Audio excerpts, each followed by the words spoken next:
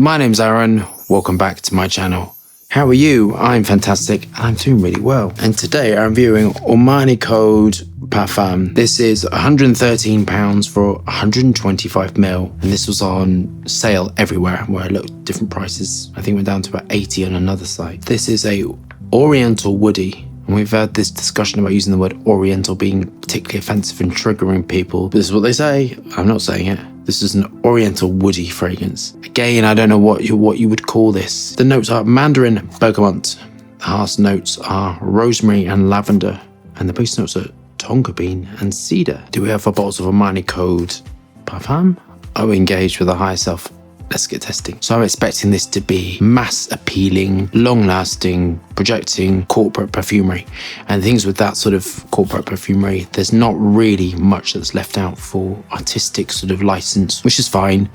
Because, you get one chance at these sort of fragrances. I'm expecting sweet, floral, citrus. I hate the cap. We need to start getting away from plastic caps because the landfill, and I think really do. And these big companies can recycle a lot more, like the little bottle. This is exactly as I thought it was going to be. Coumarin based, light, sweet, airy, younger demographic. In a formulation, when it's light and airy, it's Hedione at the top of the formulation, Isu Super further down, or the other way around, which is Isu Super and Hedione generally tends to be more weighty, woody, velvety amber sort of finish on it, but you can definitely tell the difference. Absolutely Coumarin and dihydromercenol, those two together are really nice. I like that combination. I think it's very, very nice. Just so clean. This is such a clean coldness to it. And that is the Umbretolite. And it's utilizing 2 musks, primarily top note musk, which gives that sort of clean pearness, and then the musk habanolite, which gives that further cleanness and fruitiness. It's very nice. It smells clean, sweet, fruity. All of these fragrances, I think, have this sort of woody note to them.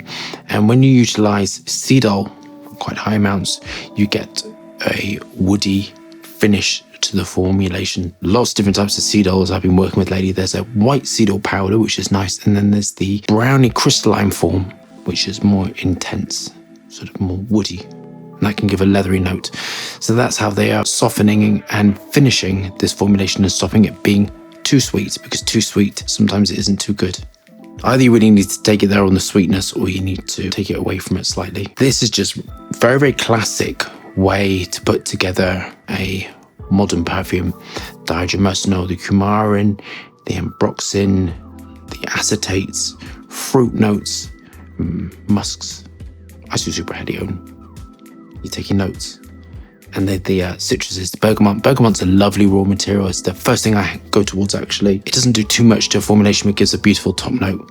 And lemon can smell too abrasive sometimes. Orange can smell too sweet. Mandarin works really well with lemon and gives a woody finish to it and increases the sort of woody finish to it. That's how I sort of think about these things. So this is bergamot, mandarin. I kind of really like it. I think you have to like these sweet fragrances. It smells youthful. I think this is a going out fragrance. I don't really think this is an office fragrance. It's just very clean, effervescent, lively, all a fragrance. I don't know if I've tested how many of these I've tested. I will be testing them all, obviously, at some point.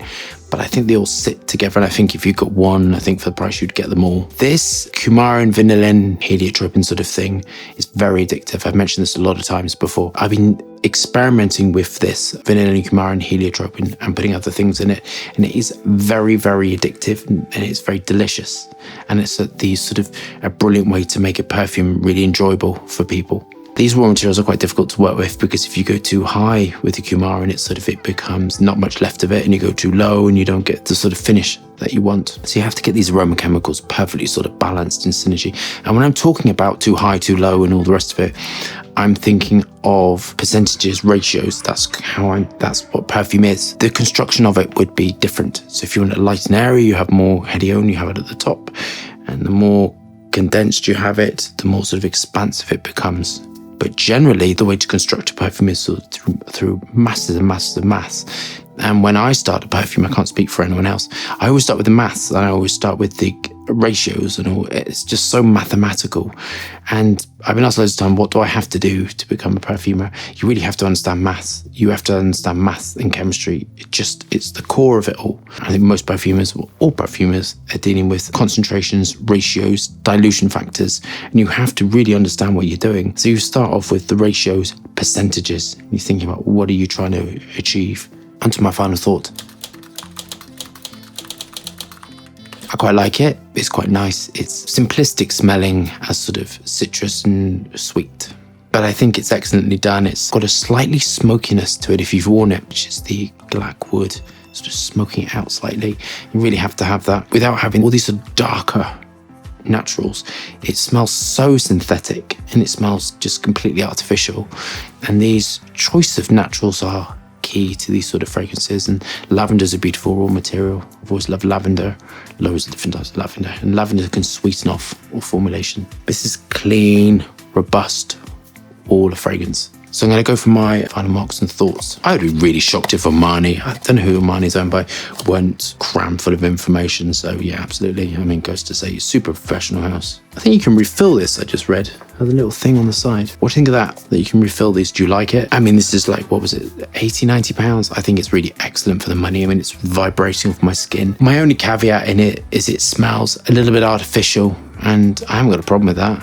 You know, it smells like artificially sweetened. For me, it's missing a little bit of depth to it. And for a parfum, I just expected it sort of based out a little bit more. But that puts the price up. All those sort of things help to base it out. Very slightly tobacco-y. So it's got a tobacco sweet sort of finish. This could have quite easily been turned into a tobacco fragrance, actually, quite easily. I just think it's a little bit too artificial. It's a little bit too synthetic.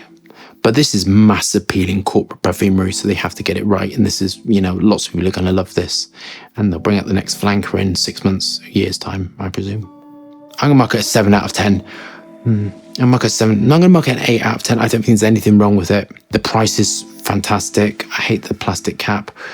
But for me, it's missing that sort of darkness, and it's missing a little bit of edge to it.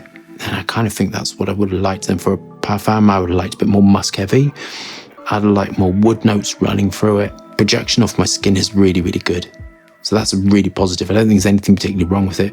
But I'm not the demographic that's going to go for this, am I? So I think if I was 18, 19, 20, I think I would love it. I would just like it a little bit more based out. I think that's my only sort of criticism. Apart from that, I think it's excellent though. So left that review, thumbs up and subscribe. More fascinating, interesting content. Lots of moving hands, lots of fragrance views. I hope you're staying safe and well. See you soon.